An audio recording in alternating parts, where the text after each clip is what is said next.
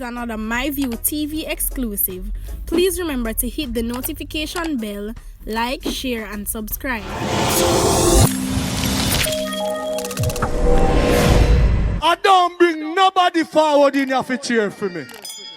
Everything what you see up, my natural talent.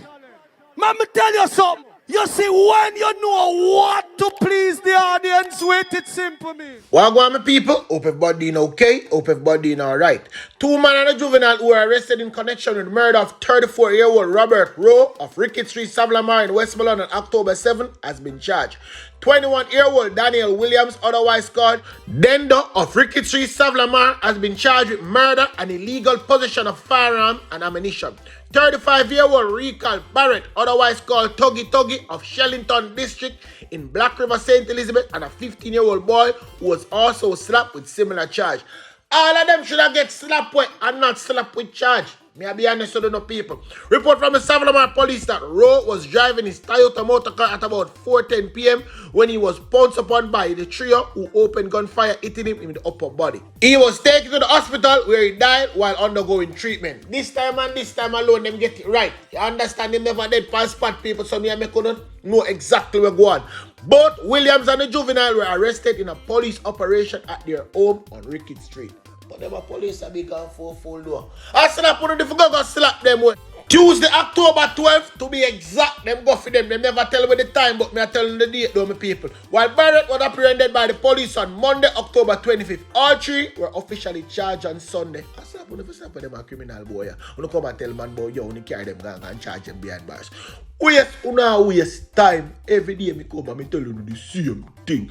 Anyway, like over there on the 15-year-old topic, like I give you some next topic about some other kids. Some of the 15 children were placed in state care after the police raided the compound of the Pathway International Restoration Ministry in Montego Bay, St. James 2 weeks ago, has been released into the care of relatives. Our news team were told that the children, some as young as 1 year old, were placed in the care of relatives following an assessment by the authorities. Remember, their parents, them not have much sense. Them not have much sense. Me be honest with you. All 144 of them should have get stopped with. I mean, nah, stop say that. Boy out of St. Thomas get hot these days. Me nah lie people, but you don't know me I giving the ball to bad commentary. Right out them in there right now. A 30-year-old man has become the 27th person to be killed in St. Thomas after he was shot dead on Sunday in his community of Whitehall. The second murder there in less than a week. Dead is 30-year-old Oshane Barrett, alias Brownman of Golden Valley in the parish. Them ask the curfew for lift and them ask the additional time and them get the extension and see it then now. Kill them and kill off themselves or them and get themselves killed. Reporters that the resident heard what appeared to be gunshot at about 8:30 p.m. Members of curfew at 8 o'clock and alert the police. Barrett was found lying along the roadway with gunshot wound when the police arrived in the area. But guess what? Dead past spot. That's what they come tell about him. Came to the hospital, go pronounce him. No. The police take long for it, so the man bleed out. A motive for the gun attack has not been ascertained. Last Monday, Warren Williams was shot dead by a gunman at his business place in Whitehall area at about 8:30 p.m. The culprit reportedly escaped. Make I tell you something. When you see Monday come people live out of St. Thomas, on a hide.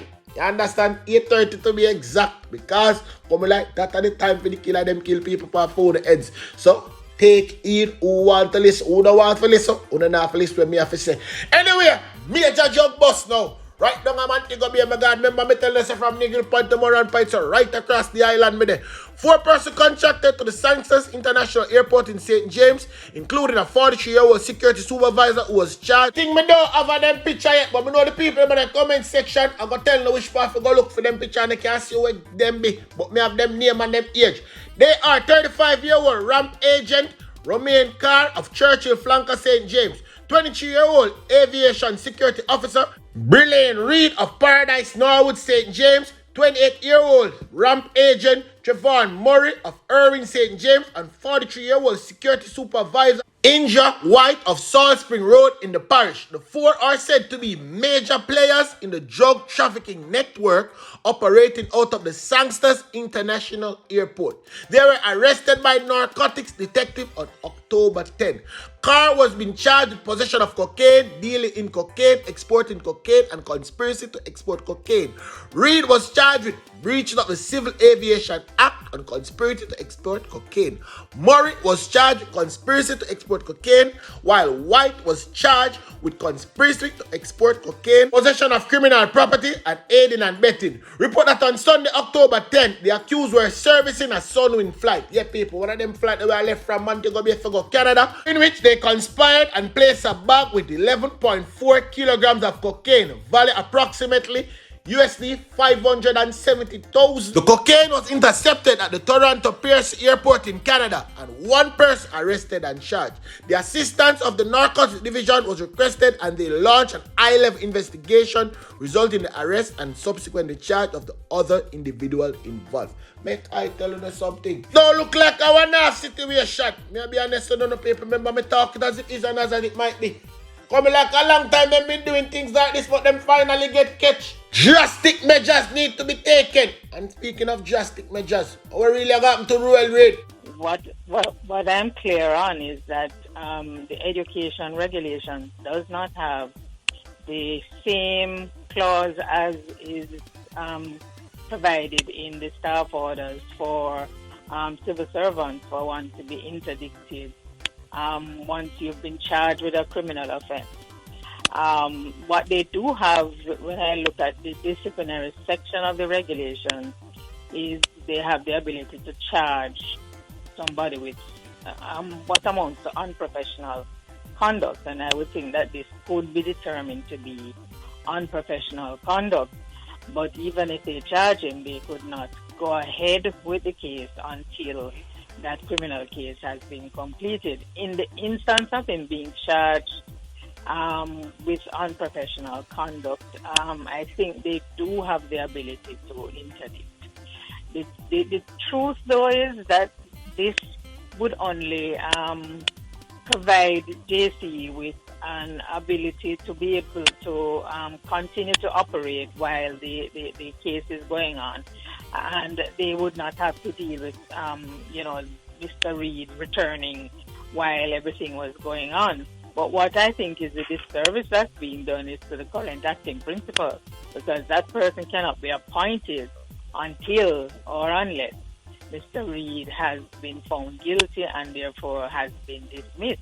I think though that would not solve the problem for the wider Jamaica, because as far as the wider Jamaica goes, it would be as if he's being rewarded for whatever corrupt act he may have committed. So that was Eileen Davis White. We could talk to Bert Samuels now, and Bert Samuels telling exactly what him think.